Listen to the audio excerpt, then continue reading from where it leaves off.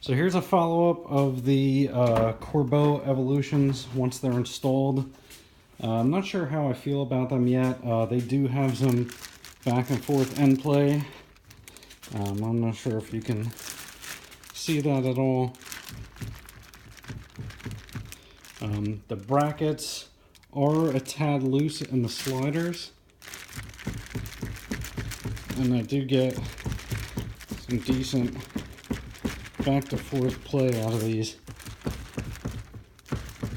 I'm not sure how these are going to do once you actually race with them, if they're moving back and forth like that.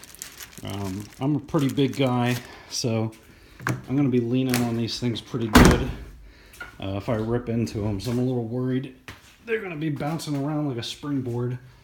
I don't know if it's the path or the driver bracket that's worse. I mean, this one does it pretty much as much. It just doesn't make the doesn't make as much of the noise when it's doing it.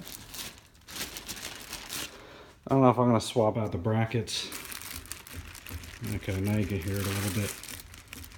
You can see how much play I get into those. I don't know how I feel about that.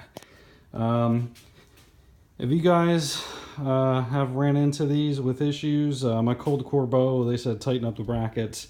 It's not slopping the brackets. I think it's just because the back is so high and it's so skinny, it literally has, you know, no backing to it at all. It is a pretty thin seat, so I don't know. I just think it's, from going with cheap seats, I just don't know how much that's going to annoy me when I start driving.